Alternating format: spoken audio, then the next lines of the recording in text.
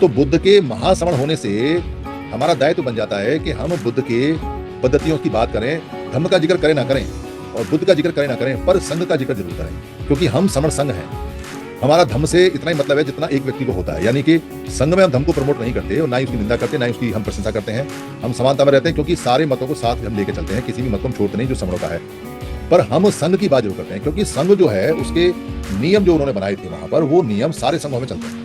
चाहे वो संघ धार्मिक है, चाहे वो संघ आर्थिक है, चाहे वो संघ सेना का है, चाहे वो संघ देशों का है, चाहे वो संघ जो स्टेट हैं, जो राज्य हैं उनका राज्य संघ है, चाहे लोगों का संघ है, चाहे महिलाओं का संघ है, चाहे वो एक प्रकार के जो लोग जिनको समण बोलते हैं उनका संघ है, या एक प्रकार के जो लोग वमन है उनका संघ है। पर संघ में वो जो नियम है वो यूनिवर्सल है, जो वहां बड़ी मेहनत करके भिक्षु संघ ने और बुद्ध ने उस समय बनाए।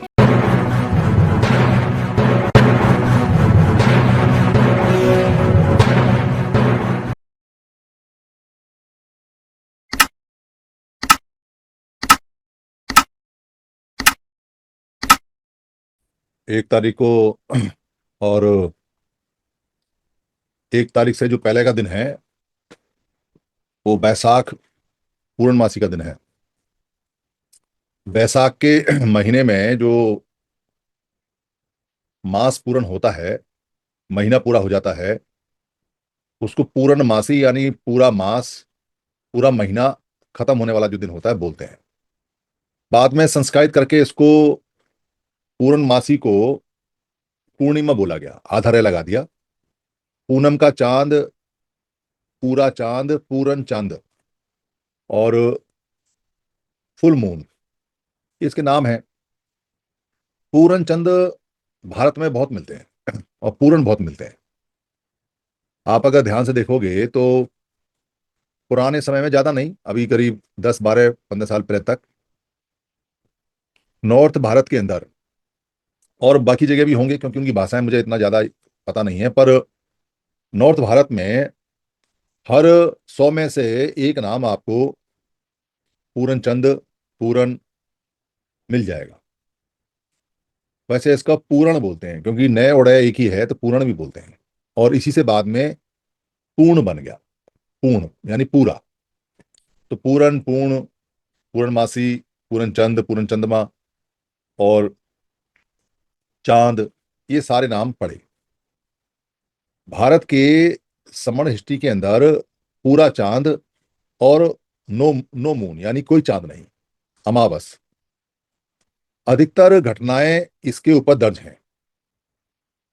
ये स्वाभाविक भी हो सकता है या याद रखने की प्रक्रिया में भी हो सकता है, क्योंकि किसी को याद नहीं, पर पूर्णमासियों से और बारिश से पुराने समय में समय की गणना याद की जाती थी।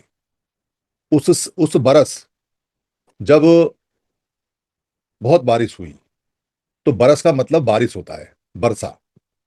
तो जितनी बारिश बीत गई उतना बोलते हैं इतने बरस का हो गया, यानी इतनी बारिश बीत गई, इतनी बारिश के बाद का ये उम्र है। तो कहते कि कितने का है, 10 बरस का। 10 बरस का मतलब इसकी ने जीवन में 10 बरसाएं देख ली हैं, 10 बारिश, 10 रेन देख ली हैं, तो 10 साल हो गया। साल तो बाद में बोला। तो बरस चलता था वर्षा के हिसाब से, और महीना चलता था, मास चलता था चंद्रमा के हिसाब से।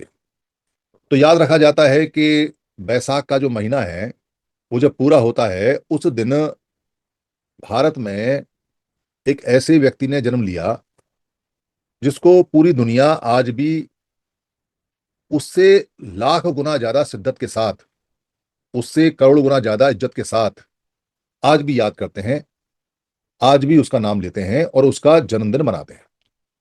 घटना बड़ी है, पर खाली जन्मदिन नहीं मनाते। ऐसा बताया गया कि इसी बैसाख पूर्णिमा के दिन उस व्यक्ति को अब तक का सबसे सर्वोच्च, सबसे उच्च जो ज्ञान है वो प्राप्त हुआ, उसकी अपनी मेहनत से। किसी ने पढ़ाया नहीं, किसी ने लिखाया नहीं, अपनी मेहनत से।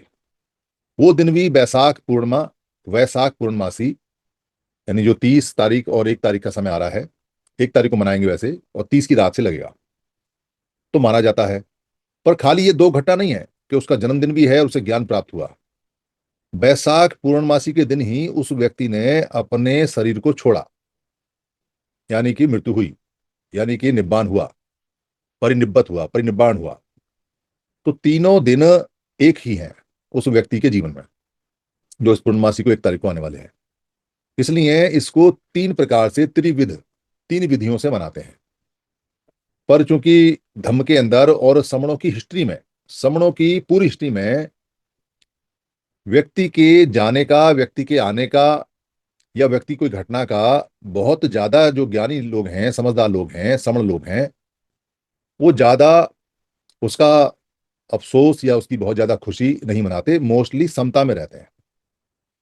मर गया, अरे बुरा हुआ, उसकी जो डेड बॉडी है उसको जलाना है, दबाना है, फूंकना है, जो भी करना है कराए, उसके लोगों को सांत्वना दी, एक सामूहिक सन्निपात बापाहुल किया, सब लोग मिले, दूर दूर से आए, सांत्वना दी कि हम साथ हैं, हो गया।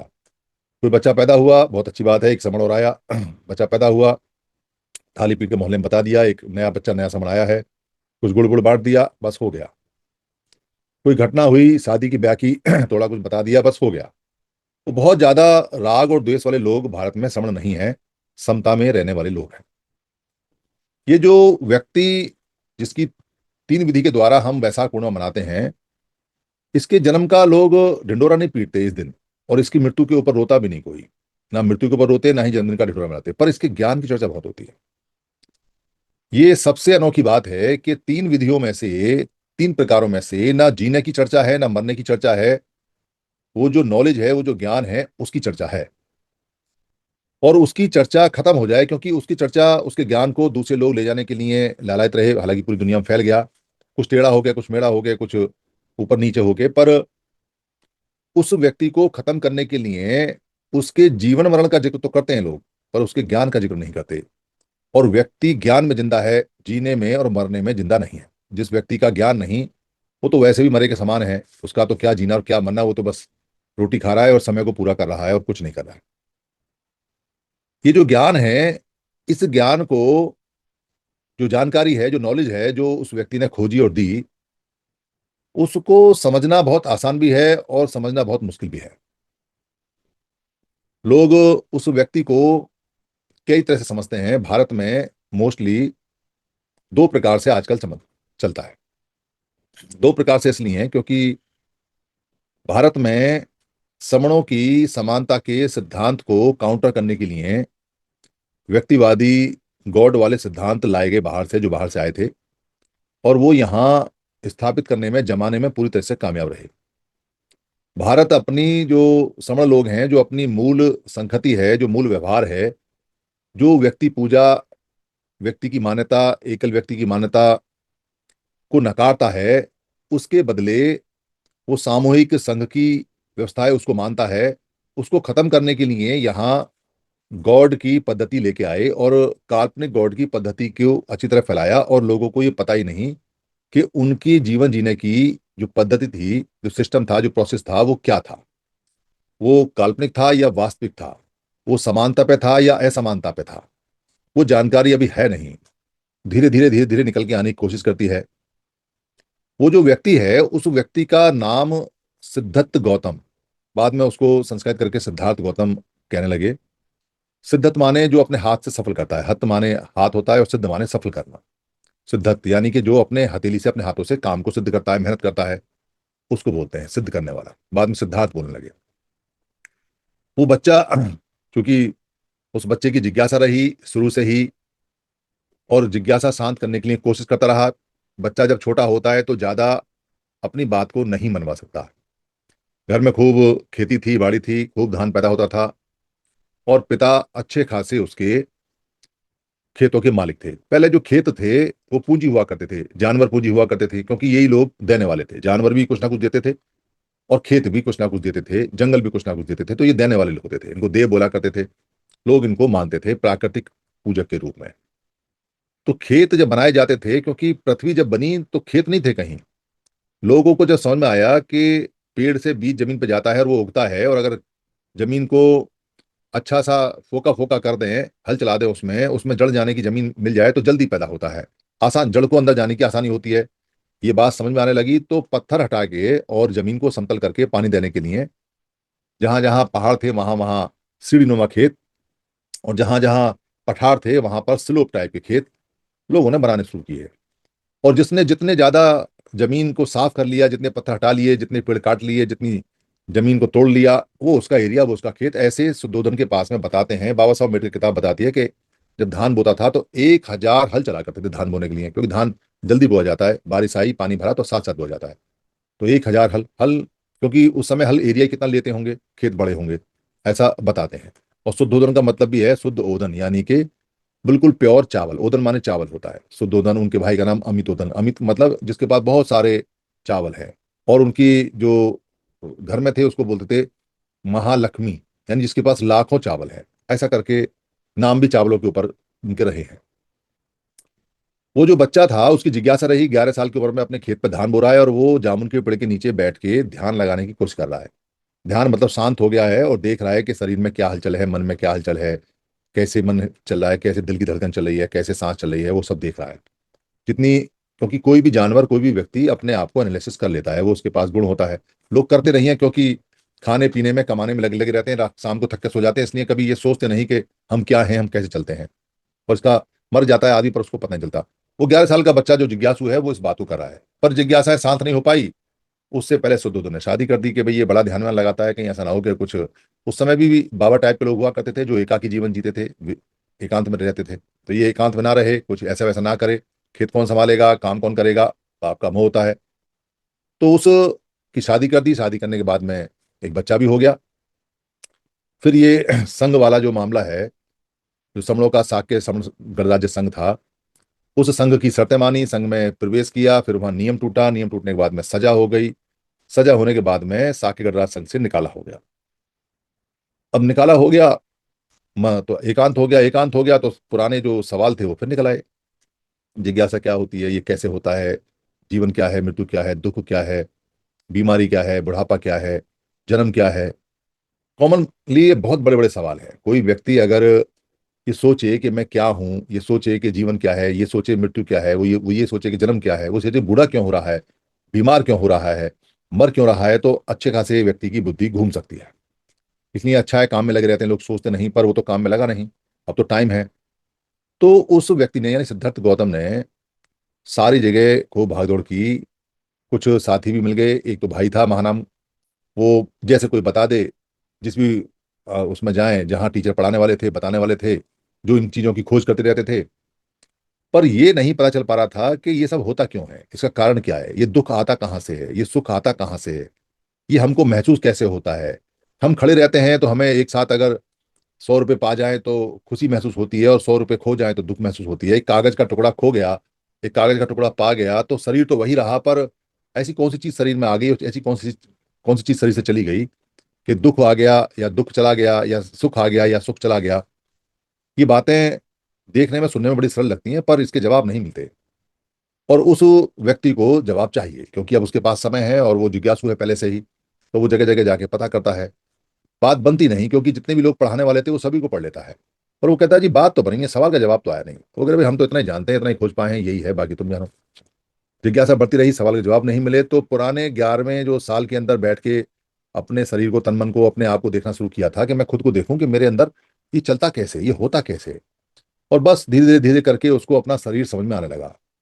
कोई भी व्यक्ति अगर एकांत में ध्यान करके बैठे और सिर्फ और कुछ ना करे, अपने आप को देखना शुरू करे, और बड़ी छोटी सी टेक्निक है जो डेवलप करके सिद्धार्थ गौतम ने दी कि अपना सांस को देखते रहो, शरीर अपने आप देखने में आ जाएगा। तो पता चलता रहता है कि कोई चीज आ रही है, जा रही है, वो सब कुछ अंदर ही चलता है। ये विपश्यना साधना करने वाले लोग अच्छी तरह से जानते हैं। तो वो व्यक्ति खोज में लगता रहा, खोज में लगता रहा, कामयाबी मिलती रही। फिर उसने अधिष्ठान किया, यानी दृढ़ निश्चय किया कि भाई बार बार मैं उठ जाता हूँ, जैसे ही मैं इसके करीब पहुंचने लगता हूँ, ये क्या है क्या है, वहां पर हलचल ज्यादा हो जाती है, वहां पर बहुत ज्यादा डिस्ट्रक्शन हो जाती है और दिक्कत हो जाती है। क्योंकि एक मन कहता है कि ध्यान साधना लगा, और एक मन कहता है कि अरे उठ यार, आराम कर, क्या रखा हुआ है इसमें। तो वो बीच बीच में उठा देता है मन। तो वो कहता है ऐसे बात नहीं बनेगी। वो दृढ़ प्रतिज्ञा करता है, अपने एक मन को मारता है, कहता है अब तेरे चक्कर में नहीं आऊंगा, अब जब उठूंगा जब ज्ञान प्राप्त हो जाएगा। और वो रात को बैठता है और सुबह तक उसको समझ में आ जाता है, अपने शरीर को देखते देखते, कि कैसे काम करता है शरीर और कैसे काम करता है मन। और वो जो रात है, उस रात को बताते हैं फुल मून था, बैसाख पूर्णिमा की रात थी। और जगह का नाम था, आ, आ, पूरा नाम मुझे एक समय याद नहीं है, लोगों ने उसको बदल दिया, बोध गया बोलते हैं, पर उसका नाम संबोधि नगर है, संबोधि नगर। अभी संबोधि नगर पड़ा हुआ है। तो संबोधि नगर में उसको बोधि प्राप्त हुई, क्योंकि वो जगह बाद में बुद्ध के नाम से बनी, क्योंकि वहां बोधि प्राप्त हुई, संबोधि प्राप्त हुई, समता की बोधि प्राप्त हुई, ज्ञान प्राप्त हुआ, इसलिए संबोधि नगर के नाम से उसको बोलते हैं। बाद में जब बुद्ध को वहां से भगा दिया, धम्म वहां से चला गया, तो कहने लगे कि बौद्ध गया हो गया, यानी कि बौद्ध यहाँ से चला गया। कि गया कहीं कोई नाम होता है क्या? आया तो समझ में आता है, पर जब बुद्ध का जो एजुकेशन थी खत्म हो गई, तो नाम संबोधि नगर से बौद्ध गया हो गया। और भी कोई नाम रहा होगा पुराना कोई।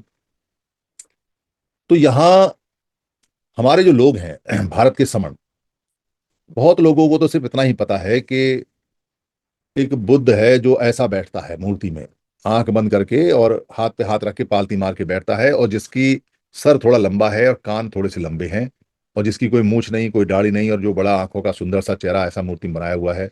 ऐसा कोई बुद्ध है, और अब तो भगवान बोलते हैं, बुद्ध भगवान है, और दो चार टेम्पल हैं, दो चार मंदिर हैं, और बहुत सारे लोग हैं जो बौद्ध धर्म को मानते हैं।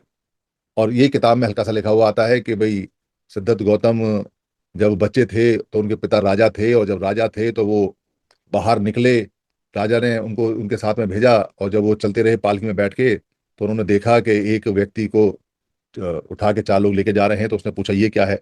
तो लोगों ने बताया, जो उसके नौकर थे, कि ये मर गया है।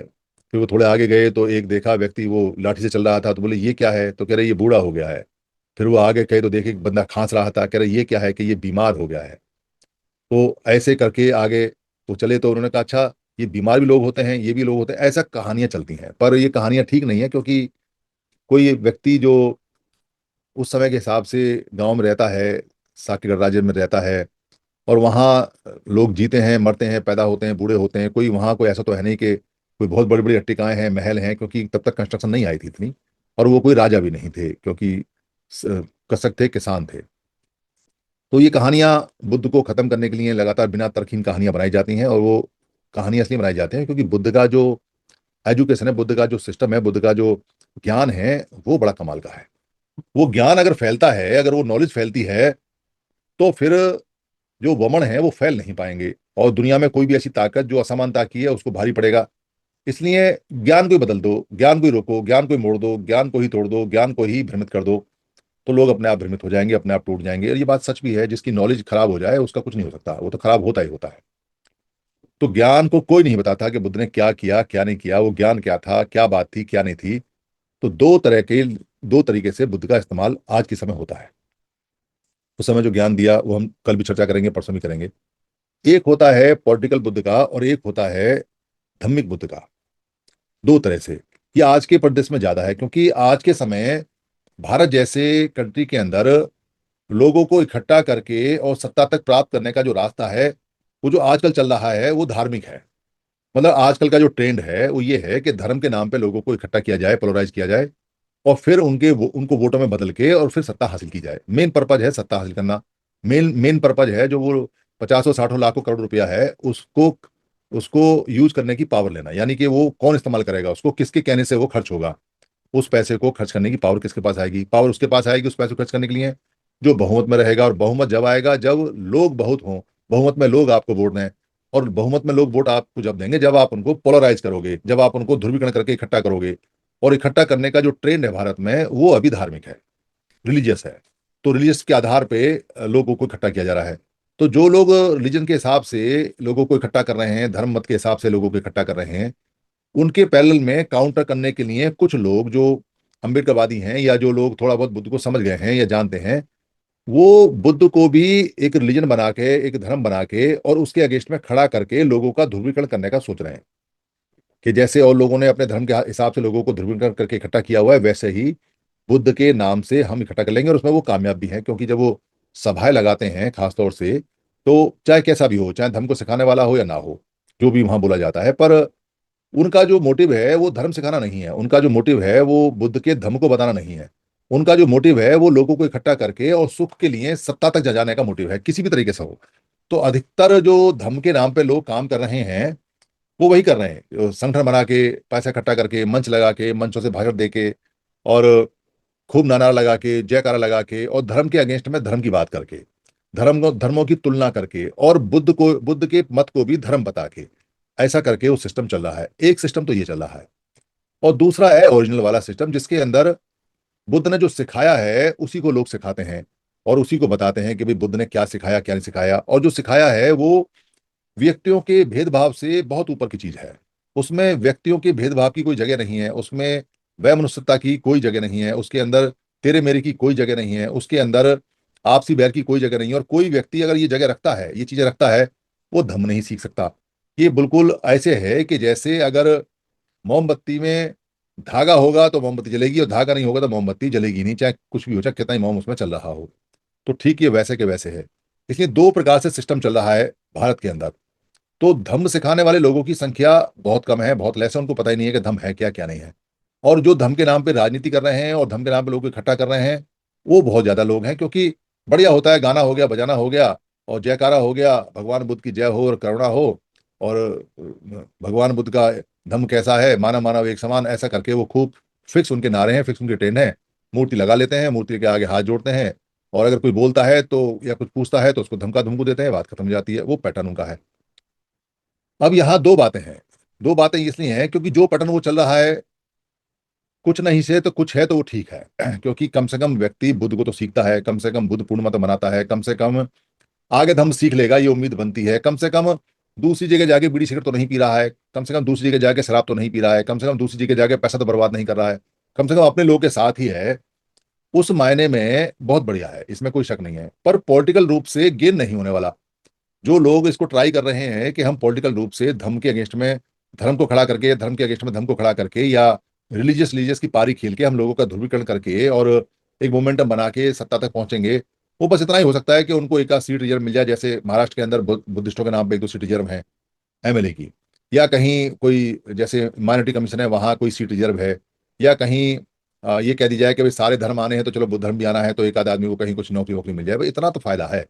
इसके बाद में कोई फायदा दूर दूर तक दिखाई देता नहीं। क्योंकि धर्म के नाम पे, रीजन के नाम पे ध्रुवीकरण के लिए संख्या ज्यादा होनी चाहिए। और संख्या ज्यादा जब होगी जब धर्म को सिखाया गया हो और धार्मिक लोग हों। तो धर्म को सिखाया नहीं गया, धार्मिक लोग हैं नहीं, और जो लोग हैं वो धर्म के नाम पे राजनीति कर रहे हैं, वो बढ़ते नहीं। तो संख्या कम रह जाती है। संख्या कम रहने से समस्या ये हो जाती है कि ना इधर के रहेंगे ना उधर के रहेंगे, ना तो सत्ता मिलेगी और ना ही धर्म मिलेगा, ना ही धर्म मिलेगा। फिर तो और भी ज्यादा दिक्कत हो जाएगी। इसलिए इस बात को अगर हम कहते भी हैं कि भाई ये तुम क्या कर रहे हो, इधर भी हो उधर भी हो, तो अभी वो सुनने के मूड में नहीं है, और हम भी सुनाने के मूड में नहीं है। क्योंकि समन संघ का काम धार्मिक या धर्म की बातों में उलझना या धर्म की बातों में कोई अपने विचार देने का नहीं है। हम सभी को साथ लेके चलते हैं। इधर भी समण है, उधर भी समण है, समण समण सब भाई भाई हैं, समण समण सब बहन बहन है। उस पद्धति पे हम काम करते हैं। इसलिए हम वो क्या कर रहे हैं क्या नहीं कर रहे हैं धर्म के और मत का, हम उसमें नहीं जाते, और उसमें हमें जाने की आवश्यकता भी नहीं है। पर एक बात जो बहुत इंपॉर्टेंट है वो ये है कि बुद्ध जैसा जो व्यक्ति है वो महासमण है। ये सबसे इंपॉर्टेंट है। ये हमारे काम की बात है। इस काम की बात से हम सारे के सारे दोनों प्रकार के जो धार्मिक लोग हैं उनको ये कह सकते हैं कि भाई तुम्हारे अंदर एक कॉमन चीज है, और वो ये है कि तुम सारे के सारे समण हो। वमन भी बुद्ध धर्म को सीखते हैं पर वो वमन ही रहते हैं, वो समण नहीं बन सकते। पर बुद्ध महासमण होने से, और सारी किताबों में या तो श्रवण लिखा जाता है, श्रवण गौतम, या समण गौतम। समण गौतम बहुत कम है।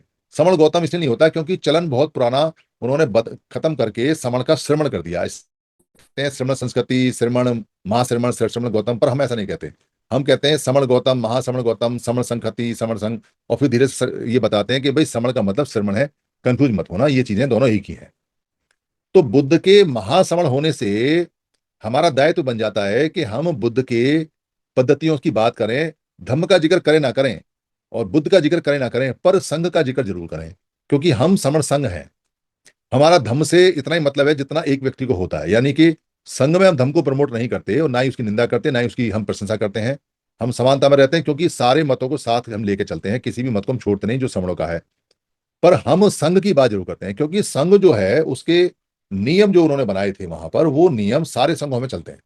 चाहे वो संघ धार्मिक है, चाहे वो संघ आर्थिक है, चाहे वो संघ सेना का है, चाहे वो संघ देशों का है, चाहे वो संघ जो स्टेट हैं, जो राज्य हैं उनका राज्य संघ है, चाहे लोगों का संघ है, चाहे महिलाओं का संघ है, चाहे वो एक प्रकार के जो लोग जिनको समण बोलते हैं उनका संघ है, या एक प्रकार के जो लोग वमन है उनका संघ है। पर संघ में वो जो नियम है वो यूनिवर्सल हैं, जो वहां बड़ी मेहनत करके भिक्षु संघ ने और बुद्ध ने उस समय बनाए। हालांकि समण संघ के भी नियम उन्होंने लिए शुरू में, पर जो फिल्टर करके उन्होंने बनाए वो बहुत ज्यादा विस्तृत बनाए, और जो समस्याएं वहां आई उनका उन्होंने उसका इलाज किया, और वो समस्या सब जगह आती है। उन समस्याओं पे हम एक एक करके जैसे जैसे समय आता जाएगा जिक्र करेंगे, तो हम ये पाएंगे कि संघ के अंदर, भिक्खु संघ के अंदर जो समस्याएं आई वो हम यहाँ देखते हैं कि यहाँ भी अगर आप अच्छा काम करने चलोगे तो वो जो समस्याएं यहाँ भी आती हैं और यहाँ भी उनका निराकरण वैसे ही करते हैं जैसे वहां हुआ था। इसलिए हम कामयाब भी हैं, इसलिए हम यहाँ आप तक भी रुके हुए हैं और आगे बढ़ रहे हैं। ये बड़ा फायदा है। तो आज मैं यहाँ पे आपको खत्म करूंगा कि बुद्ध का आखिर ज्ञान क्या, क्योंकि संघ पर चर्चा हम कल करेंगे। जो ज्ञान है बुद्ध का, वो यूनिवर्सल है। हर एक व्यक्ति को, दुनिया में जितने भी व्यक्ति हैं, चाहे वो समण है चाहे वो गौमण है, अगर वो अपना शुद्धिकरण चाहते हैं, अगर वो अपने आप को प्योर चाहते हैं, अगर वो अपना मन को शुद्धिकरण करना चाहते हैं, तो शुद्धिकरण का जो पहला रास्ता है, शुद्धिकरण का जो पहला उपाय है, मनुष्य के शुद्धिकरण की जो टेक्निक है, जो ओरिजिनल टेक्निक है, वो बुद्ध ने खोजी है। किसी भी व्यक्ति के शुद्धिकरण को तब तक शुद्धिकरण नहीं मानते जब तक उसका मन शुद्ध ना हो जाए। कोई व्यक्ति मन से तो कपटी है और कपड़े पहले झकझक सफेद, वो व्यक्ति कपटी है, उसका मन शुद्ध नहीं, अशुद्ध है। कोई व्यक्ति बहुत पुराने फटे पुराने कपड़े पहन ले, बुद्ध की तरह 500 जो चीवर है वो पहन ले, और वो चीवर वैसा होता था जो जो कूड़े से कपड़े उठा के और हाथ से बुन के बनाया जाता था, तो धूल से भरा हुआ। तो ऐसा अगर कोई चीवर कपड़ा पहन ले और उसका मन शुद्ध हो, वो व्यक्ति शुद्ध है। कोई व्यक्ति वाणी से शुद्ध है, शरीर से शुद्ध है, पर मन से शुद्ध नहीं है, तो वो शुद्धिकरण में नहीं आता, अभी वो अशुद्ध है।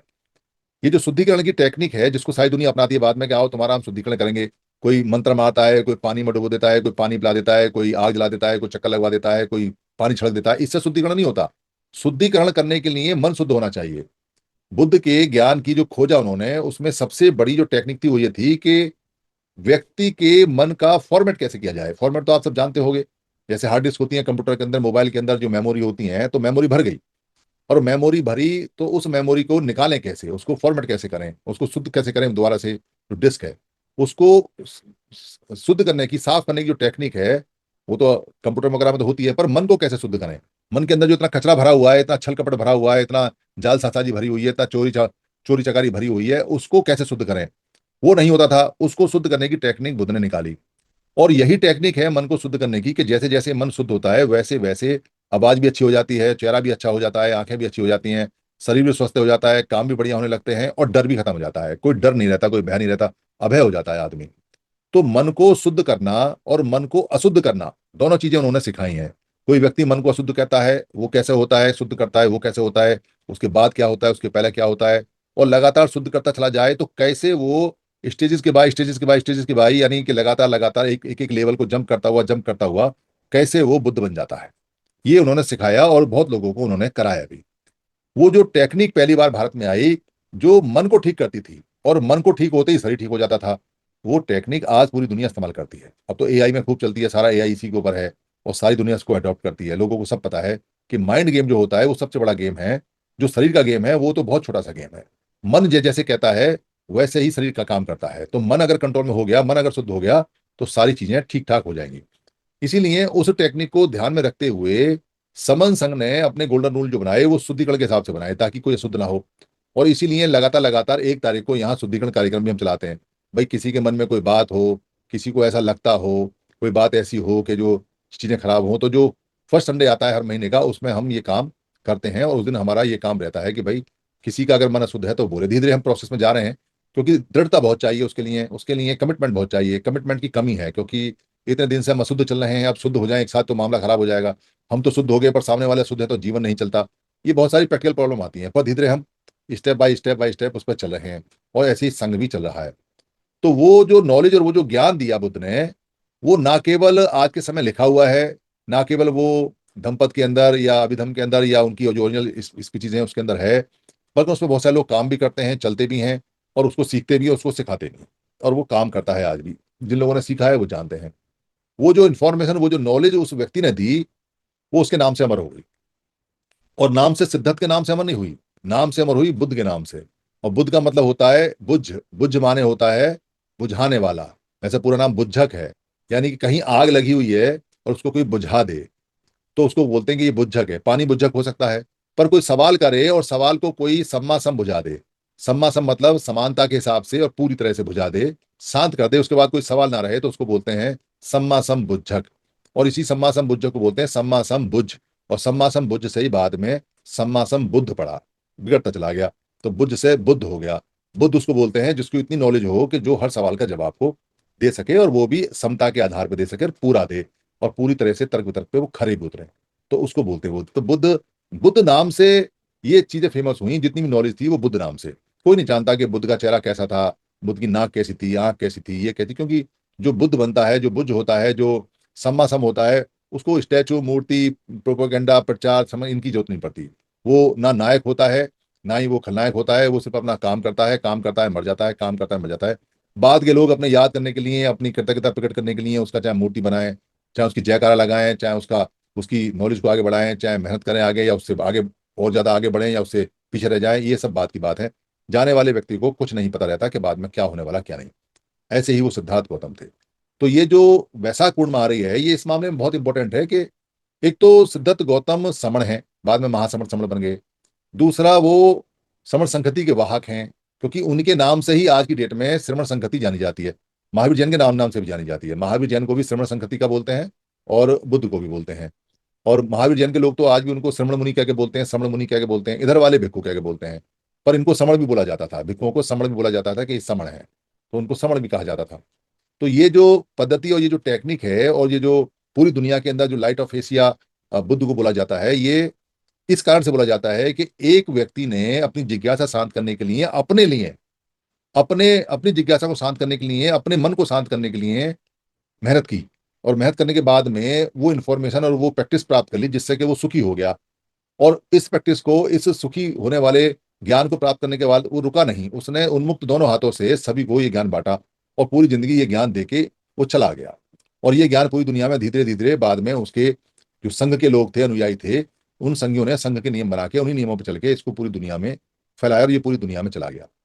तो जो व्यक्ति लगातार लगातार काम करता रहता है, सही काम करता रहता है, उसका संग भी ऑटोमेटिक, चाहे तो उसको फैला देता है, वो संगी भी हो जाता है, उसके सारे काम होते चले जाते हैं। और जो व्यक्ति पहले से ही ये सोच के चला है कि मेरा फोटो छपेगा, मेरा नाम आएगा, मेरा लोग जयकारा करेंगे, वो ये करेंगे, वो कभी भी सफलता की सीढ़ी पे नहीं चढ़ता। एक बात जो सबसे इंपॉर्टेंट है, वो है अधिष्ठान की। बुद्ध जैसे व्यक्ति ने, सिद्धार्थ गौतम जैसे व्यक्ति ने बुद्ध बनने के लिए अधिष्ठान किया। अगर बहुत बड़ा काम करना हो और अधिष्ठान ना हो, तो ये मन काम करने देता नहीं। ये मन इतना बदमाश है कि जैसे ही आप कोई अच्छा काम करने चलोगे, ये आपको फोन कहेगा, अरे क्या करा, 1 घंटे और सो जा, अरे क्या करा, 1 रोटी और खा ले, अरे ये क्या कर रहा है, 1 चाय और पी ले। ये रोकेगा जाने के लिए, अरे क्यों जा रहा है, खामेगा, 500 रुपये खर्च होंगे तेरे, बचा ले, कौन पूछेगा, चल बहाना मार दियो कि नहीं गए, क्या बात हुई क्या नहीं हुई, देखा जाएगा। तो ये जो मन काम नहीं करने देता, इसका इलाज उन्होंने किया, और बहुत सारे नियम बनाए उन्होंने। और ये नियम लगातार लगातार दुनिया इनको अभ्यास करती है कि कैसे अपने आप को दृढ़ बनाएं, कैसे अपने आप को मजबूत बनाएं। दुनिया के जितने भी स्पीकर हैं, जो मोटिवेशनल स्पीकर हैं, मोस्टली बुद्ध के इस मनोवैज्ञानिक सिद्धांत से मोटिवेटेड हैं, डायरेक्ट और इनडायरेक्ट, चाहे किसी को पता हो या ना हो, पर सिद्धांत बुद्ध के ही हैं। कुछ लोग ट्रांसलेट करके अलग अलग भाषाओं में अपने नाम से छपवाते हैं, कुछ लोग बुद्ध के नाम से छपवा देते हैं, कुछ लोग घुमा फिरा के छपवा देते हैं। पर और भी संत हैं, ऐसा नहीं है खाली बुद्ध जैसे ही व्यक्ति हैं, और भी बहुत सारे लोग हैं जो अच्छी तरह से बुद्ध बने हैं, और जिन्होंने दुनिया को अच्छे अच्छे सवालों के जवाब बुझा के दिए हैं, और जिनके बाद में अनुयायी भी रहे हैं और नाम भी रहे हैं। पर बुद्ध की बात अलग है, क्योंकि बुद्ध की बात इसलिए अलग है क्योंकि बुद्ध ने गॉड का सहारा नहीं लिया। गॉड सभी नहीं जानते थे बुद्ध के क्या गॉड है क्या नहीं है, कभी नहीं। वो प्रकृति का यूज करते थे, और धम्म का यूज करते थे, धम्म का यूज करते थे, और वास्तविक चीजों पर रहे। हमेशा जो सवाल के जवाब दिए वो वास्तविक दिए। कभी कोई किसी सवाल का ऐसा जवाब नहीं है, अरे भाई इसको तो ईश्वर जाने, इसको तो खुदा जाने, इसको तो गॉड जाने, ये तो ऊपर वाला जाने, ये तो नीचे वाला जाने। ऐसा कोई भी पूरी हिस्ट्री में एक भी आंसर नहीं है उनका। जो आंसर है वो सटीक है, वास्तविक है, और कल्पना से बहुत दूर, बहुत परे हैं। वो ओरिजिनल है। वो आप उनको चेक कर सकते हो, देख सकते हो। उनके उदाहरण भी बहुत ऐसे उदाहरण हैं जो हम जीवन में देखते रहते हैं। जैसे एक उदाहरण है कि एक बार उनको प्यास लगी चलते चलते, तो उन्होंने आनंद से कहा कि आनंद पानी ले आओ, वहां झरना बह रहा है, रास्ते में जो मिला था वहां से पानी ले आओ। तो आनंद जब पानी लेने वहां गए, तो देखा कि वहां बैलगाड़ी कुछ गई थी वहां पे, और गाड़ियों की जाने की वजह से वो जो झरना था, वो जो पानी था, उसमें मिट्टी घूम गई। अब पानी गंदीला हो गया। तो वो बुद्ध के पास गए, उन्होंने कहा कि वो पानी तो सब गंदा हो गया।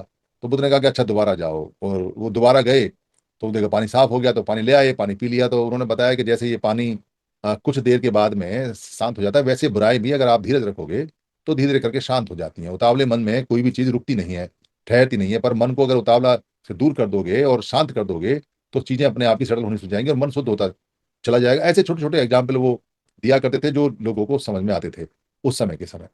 तो यहाँ हम वैशाख पूर्णिमा को बुद्ध के जन्मदिन के रूप में तो नहीं मनाते, और ना ही मरणदिन के रूप में मनाते, पर हम उनके ज्ञान के रूप में मनाते हैं कि भाई वो व्यक्ति एक ऐसा व्यक्ति रहे हैं जो महासमण हैं, और जिन्होंने संघ के श्रमणों के संघ के नियम लिए और फिर धम्मिक श्रमण के नियम बनाए और वो पूरी दुनिया में चलते हैं।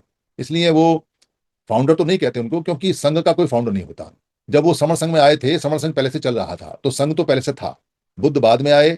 बुद्ध का धम्मिक संघ बुद्ध से आरंभ हो सकता है, हालांकि उन्होंने ये कहा है कि मैं अकेला बुद्ध नहीं हूँ, मुझसे पहले बहुत सारे बुद्ध आए, उनका ज्ञान है वो जाने, हमने देखा नहीं इसलिए हम उसको बता नहीं सकते। और वो खुद भी कहते हैं कि जो चीज देखी भाली ना उसको नहीं मानना चाहिए। पर बुद्ध के तो सबूत मिलते हैं, इसलिए बुद्ध की हड्डियां भी मिलती हैं। कई सारे जो वो हैं म्यूजियम है, उनमें बुद्ध की अस्थियां, हड्डियां, अट्ठियां रख रखी हुई हैं, तो आप उनमें जाके देख सकते हो कि ये बुद्ध की वास्तविक है। और भी चीजें मिलती हैं, लिखित पढ़त में मिलती हैं, इसलिए वो काल्पनिक नहीं है, वास्तविक है। तो वास्तविक चीजों के चलते हुए जीवन को जो उन्होंने बढ़िया किया और अच्छा किया, उस रूप में, महाश्रमण के रूप में हम इस पर चर्चा करेंगे। कल हम संघ के ऊपर चर्चा करेंगे और उसके बाद में फिर 1 तारीख का हमारा कार्यक्रम है, जो कार्यक्रम बहुत इंपॉर्टेंट है। बुद्ध पूर्णिमा हम सारे सारे वहां मनाएंगे बहादुरगढ़ के अंदर। बुद्ध पूर्णिमा पे कोई ऐसा नहीं कि हम पूजा करेंगे, अर्चना करेंगे, संघ की बात करेंगे, धर्म की बात करेंगे और अपने महाश्रमण बुद्ध की अच्छाई वाली और जो संघ वाली बात है उनकी बात करेंगे। और वहां पर समण संत संखार भी है। हम भिक्खु नहीं बना सकते, क्योंकि भिक्खुओं के नियम भिक्खु ही जानते हैं। हम धम्मिक आदमी धम्म के रूप में ऐसे नहीं है, क्योंकि हम भिक्खु नहीं है। पर हम संत का चयन कर सकते हैं कि हमारे समाज में कौन संत है कौन नहीं है, हम उनको संत के रूप में मान्यता दे सकते हैं। तो संत माने जो शांत हो, जो जीवन में शांत हो, ऐसे 2 लोग वहां पर चूज किए हैं। आप सबका अनुमोदन होगा, आप सब आएंगे वहां पे, पूरा संघ का अनुमोदन होगा। उसके बाद में उनका संत संखार होगा और हमारे संत समाज में 2 नए संत उस दिन जुड़ जाएंगे। तो अधिक से अधिक संख्या में जो दिल्ली और दिल्ली के आसपास के लोग हैं, सुबह को जल्दी पहुंचे, 8 साढ़े 8 बजे तक पहुंच जाए, 9 बजे तक पहुंच जाए, क्योंकि गर्मी ज्यादा पड़ रही है। इसलिए 11 बजे तक खाना वाना खा के निकलने की कोशिश करेंगे। बहुत लंबा नहीं खींचेंगे, क्योंकि सब अपने अपने घर जाएंगे, खुशी खुशी जाए, खुशी खुशी आए। सफेद कपड़ा सर पे अच्छी तरह से बांध के आए, क्योंकि गर्मी ज्यादा है। तो कुछ सफेद कपड़ा अच्छी तरह से बांध के आएंगे और पानी वानी सब अपना लेके आए, नींबू वगैरह डाल के, नमक वगैरह डाल के, और अपना जो घोल वोल है अपने साथ रखें, किसी को जो जरूरत पड़ सकती है। और सुबह वहां पहुंचे और जल्दी से कार्यक्रम की शोभा बढ़ा के और ठंड ठंड में वहां से निकल लें। मेरी बात समाप्त हो गई, बाकी बात कल करेंगे। अगर किसी को मेरी बात में कोई परेशानी लगी हो तो हम बात कर लेंगे, और अगर फिर भी किसी को कोई खराब लगा हो तो मैं संघ से माफी चाहता हूँ। संघ मुझे माफ करे, संघ मुझे माफ करे, संघ मुझे माफ करे। संघ नमामि, संघ नमामि, संघ नमामि, संतों को वंदना।